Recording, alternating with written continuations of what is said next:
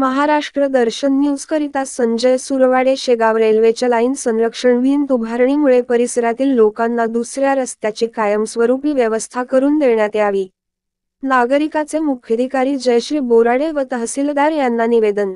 दी-21 शेगाव येथील railway gate नं. 28 परिसरामध्ये रेल्वे लाईन लगत मागील शेकडो वर्षापासून 20 फूट रुंदीचा रस्ता रेल्वे गेट नं. 28 परिसरामधील सर्वत्र नागरिकांना जाण्या येण्याकरिता तसेच वाहनांची वाहतूक करण्याकरिता आहे.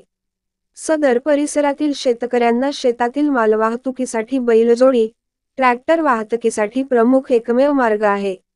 सदर रस्त्याचे आपले नगर परिषदेने डांबरीकरण सुद्धा करून दिलेले आहे, परंतु रेल्वेच्या लाईन संरक्षण भिंत उभारणी धोरणाअंतर्गत रेल्वे गेट नं. 28 परिसरामध्ये रेल्वे लाईन लगत रेल्वेच्या लाईन संरक्षण भिंत उभारणीचे काम चालू झालेले आहे.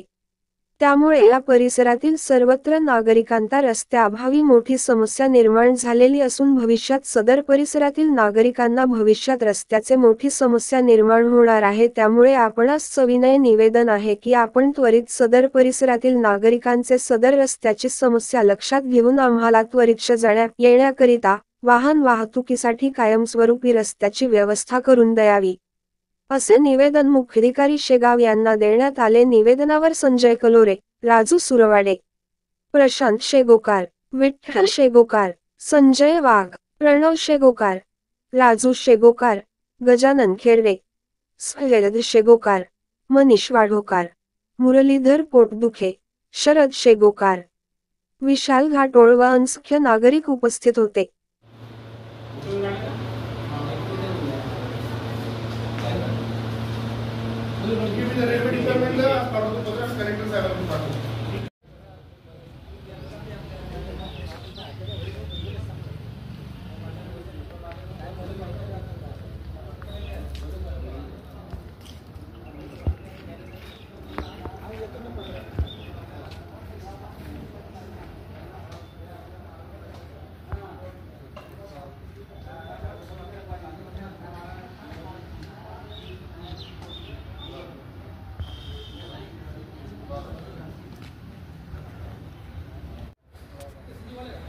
या